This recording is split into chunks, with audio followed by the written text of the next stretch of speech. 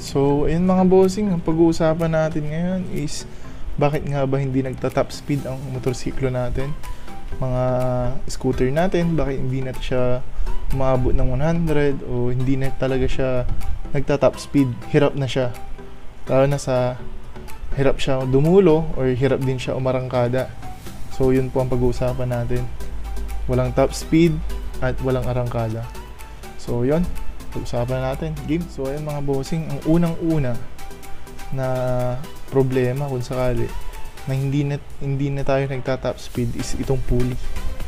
Yan. Pulley and drive face. Yan. Itong dalawang to ang problema. Unang-una sa pulley at drive face is kapain nyo po yung taas. Ito po. Once na may nakapa po kayong medyo uka dito, yun po yung dahilan kaya hindi na siya nagta-top speed. Yan. Kasi nasa baba ito, ganyan. Pag kumaya sabihin na nating primera, andyan, hanggang magsegunda, tersera, kwarta, at saka kumaya magkikinta pa tayo, is wala na talaga, hanggang dyan na lang. Kasi natrap na siya dun sa uka, nandito. Natrap na lang siya dyan, hindi na siya makaalis. Makakaalis man siya, pero matagal na siya makaalis dyan. Yan, hanggang dyan na lang siya. Yan. Imbis na dumudulo pa hanggang dyan. Sana. Yun nga. Dahil dun sa uka, kaya hindi na siya dumudulo. Yan. So, bantayan parati natin ang CVT natin. Kung gusto nyo po, is mas maganda kung every 10,000 kilometers is pinabubuksan natin yung CVT natin. Kasi, yun nga, may dumi, marumi yung CVT, or para ma-check natin kung ano ba yung mga okay pa o yung mga palitin. Pero kung brand new naman yung motor nyo, syempre is matatagalan bago natin buksan yung CVT. So ayun, sa drive face, yung uka ang tawag dito, ang dahilan. Yan. Lalo na kung makikita nyo naman ganyan, no? Yung kulay black na yan, hanggang dyan lang talaga yung belt natin. Yan, nakita nyo naman. So kitang-kita dito na hindi na siya tumatop speed. Kasi kung tumatop speed to, dapat hanggang dito sa bandang malapit na sa dulo. Itong kulay black na to. Yan. O hindi mo na yan makikita. Dapat yung kulay black na yan. Yan. Kung talagang tumatop speed siya. Yan na yung mga umabot ng 100, 115, ganun, 105. Yan. Dapat itong kulay black na to, hindi mo na siya makita. Itong huling kuskus niya is andito na sa bandang malapit sa huli. Yun. Ganon din dito. Dapat itong kulay black na to is hanggang dito na. Sa bandang medyo kalahati niya hanggang dito. Yan. Hanggang dito lang dapat. Hindi naman siya talaga aakyat hanggang dulo ng drive face. Kasi mas malaki itong drive face kaysa sa pulley. Yan. Mas malaki siya. Yan. So ayun. Ang pulley, kaya hindi tayo nagta-top speed sa pulley dahil sa uka. So yun, malinaw na mga boss. Yun ang ano sa pulley. Then dito naman tayo sa belt. Yan. So ano ba ang dahilan bakit hindi tayo nagta-top speed? Bakit belt? Kasi ang belt mga boss is nauubos din po ito. Dito sa dito sa magkabilaan. Yan, nauubos din po yan. Tingnan nyo, pansinin nyo pag brand new, medyo makapal siya. Tapos ito kasi, tingnan nyo, papansin nyo dyan parang nag-fly away siya pag gumanon siya konti dito sa huli. Kasi nauubos po ito. Kasi ito yung tumatama sa huli natin. Yan, umiikot yan. Yan. Dyan tumatama sa huli natin. So nagbabawas po ito, itong gilid na to. Yan, nagbabawas dyan. Hanggang sa mapudpud na mapudpud, habang napupudpud po siya, hindi na po siya hindi niyo na po mararamdaman, hindi niya na po kaya mag-top speed. Kasi ganito po. Yan. Explain ko po. So ayan. Yan. 'Di ba sabi ko po? Ito mahirap eh. Walang kasamang video. So yan. Yan. Hanggang dyan na lang po siya. So, di ba sabi ko nga po kung talagang magta-top speed po siya is dapat nakaangat pa siya dyan. Yan, ganyan dapat ang top speed eh. Ganyan kataas ang dapat na marating nung belt. Pero hindi eh, kasi hanggang dito na lang siya sa baba. Yan, hanggang dito lang. Hanggang dyan lang siya. Kasi manipis na po siya. Hindi na po siya ganun kakapal sa brand new. So, tignan nyo po.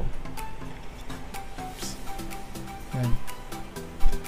So, yan na po. Yan yung pinaka kaya niyang, yan. Ganyan siya. Manipis na po ito. Kaya habang iniipit po nitong dalawa, yan, is hanggang dito na lang po siya. Kasi manipis na nga po. Hanggang dyan na lang po siya. Yan. Hanggang dyan na lang po ang natatop speed niya. Ang napupuntahan nitong belt. Kasi pag ganyan nga po, di ba? Pag ganyan siya. Hanggang dito na lang siya. Na-stuck na lang siya dun sa uka. O di kaya manipis lang talaga. Kaya hanggang dyan na lang po siya. Pero kung medyo makapal pa naman po ito, or bago, itong belt natin, is akit pa yan. Gaganyan pa yan dyan. Yan. Kakayanin niya pa magganyan. Yan. Kasi nga makapal. Makapal pa po, kaya talagang dadalhin niya itong belt hanggang sa dulo. Yan. Pero kung manipis lang talaga, hanggang dyan lang talaga siya. Yan. Kasi nga manipis na. Hindi niya na kaya itulak yung sarili niya. Yan. Hindi niya na kaya itulak yung sarili niya pataas pa. Dapat nakaganyan siya eh. May maiiwan lang na konting, yan, ganyan dapat ang top speed niyan. Or dapat nakaganyan pa. So yun, sa belt, hindi talaga siya tatop speed pag manipis po yung belt. Yan. Yan. So pangatlo is ang lining po natin. Yan. Hindi po siya makatop speed kung marumi po yung lining natin. Lalo na arangkada. Yun po, kung marumi ang lining natin, hirap po siya sa arangkada, kumakadyot pa minsan. Tapos minsan wala na po tayong top speed. Makaka-top speed man tayo matagal bago niya makuha yung top speed niya. Kasi iikot to eh. Iikot to ng mabilis ganyan. Umikot siya dito, tapos kakagatin niya tong bell. Yan. Kasi habang umikot yan ng mabilis, ito, bubukas po ito. Itong lining natin. Ito po yung lining, ito po yung clutch lining. Yan. Yan. Pag umikot po yan ng mabilis, bubuka po yan. Tatamaan niya po ito. Itong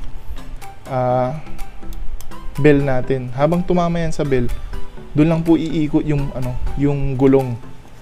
So, kung marumi po itong lining, paano niya mapapaikot yung bell? Di ba po? Kasi minsan, yung torque drive po natin is nasisira po yung mga oil seal, o-ring niya. So, doon lumalabas yung mga grasa. Lalo na pag yung mga mekaniko po natin is matindi sila maglagay ng grasa. So, minsan pag sira na po yung mga rubber natin sa loob, like o-ring at oil seal, is doon po lumalabas yung mga oil natin, mga grasa po natin. Habang lumalabas yung grasa, naiipon po dito, tumatapon po dyan, o minsan pumapasok na po dito sa bell natin. Yan. Habang pumupunta dito, syempre natatalsikan din po itong bell natin hanggang sa nalalagyan na rin po itong lining natin. So ayan, pag nalagyan po yung lining ng grasa, matik, dudulas na lang po yun. Dudulas ng dudulas. Minsan grasa, minsan dumi. Yung mga dust na pag naalis po dito sa belt natin, is napupunta rin po dito. Yung mga yung naalis po dito, yung mga dust na nito. Yan. Yung mga naalis po dyan is, syempre, nagigiling. Yun po yung pumupunta dito na dumi. Saka syempre yung mga dumi na pumapasok sa CVT natin, syempre napupunta rin po dito. So yun nga, sabi ko nga, every 10 kilometers is dapat tingnan natin yung CVT natin. Kasi minsan napapasukan na po yan ng dumi. Yan. So yung sa akin kasi, ito po is okay pa naman po ito. Yun nga lang po kasi nagpalit na po ako ng full CVT ko po. So parang hindi siya full pa naman kasi yung bell ko stop pa naman yung andun. So yun na lang po yung kulang. Then ito, yun lang po mga boss. maruming lining, may uka na pulley, at saka itong bell na manipis. Kaya hindi na tayo nagta-top speed. Sa arangkada naman, kung maruming po ito, is dun po talaga, wala po siyang arangkada talaga. Ano na lang siya, kumbaga, uungol siya, o di kaya kakadyutin niya yung motor. Kahit na anong revolusyon yung ganyan, is kakadyut lang po siya. Kakadyut. Tapos pag saka, minsan, maingay pa yung CVT nyo, kasi minsan hindi na talaga kumakapit. Nagda-dragging na lang siya, gumaganyan na lang. Hindi niya na pinapaikot tong bell. Dragging lang siya. So ayan. Tapos dito po, minsan, yung mga mekaniko po natin, hindi ko po nilalahat or minsan, yung mga DIY, yung mga gumagawa ng sarili, is nilalagyan po ito ng madaming oil or grasa. Itong posting ito. Pag inalis nyo po yan kasi, minsan nilalagyan nila ng madaming grasa po dito. So, ang tendency po nun, lumalabas po dito sa baba o lumalabas dito sa taas. At saka tumatama na po siya dito sa lining. So, yun. So, ayun mga boss. May tumawag, may gagawin tayong motor bukas. So, yan. Nasa na ba tayo? Ito naman, itong lining po natin is kung madumi po itong lining niya is hindi na po talaga siya hindi na po siya kakagat dito sa bell. So once na hindi po siya kumagat dyan, hindi po iikot yung gulong po natin. So ang gawin po natin is linisan po natin. Yan, linisan, lihain, alisin yung kulay black, ito mga ganyan. Kasi yan po talaga yung nagpapadragging. Yan. So ayan. Linisan lang po, lihain lang yan. Yung mga yan. Pag nalihan na po yan, nalinisan, lihain nyo naman po ito. Pero ang pagliha naman po, pag ganun. Huwag pag ganun. Pag ganun po. Ang pagliha. Yan. So ayan mga boss. Bali ito rin po. Yung sinasabi nila pag nagkulay o nagkulay violet daw po ito is sira na. Hindi po totoo yun mga boss. Kasi kung kunyari, ganito po. Kakabili mo lang ng bell. Umakyat ka ng Baguio. Siyempre, magkukulay violet agad yun eh. May tatamaan agad siya dito. May kulay violet dito, dito, or dito. So, sira na ba agad yun? Diba? Hindi naman. So, sa pagtagal din po kasi, kunyari, sabihin na natin, nagamit mo na siya ng 20,000 or 20,000 kilometer, is dun ka na po magpalit. Kasi medyo matanda na rin po ito. May tendency na rin po siya talagang masira. Yun nga po.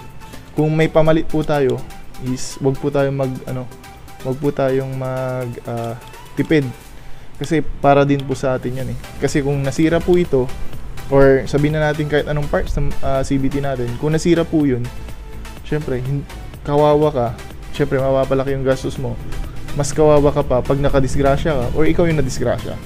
So, huwag po tayo magtipid sa motor natin. Hindi ko naman sinasabi na may konting sira, ispalit agad. Diba? Kung medyo may katandaan na, so yun, magpalit na po tayo. So ayan. Ayan. So, ayun po.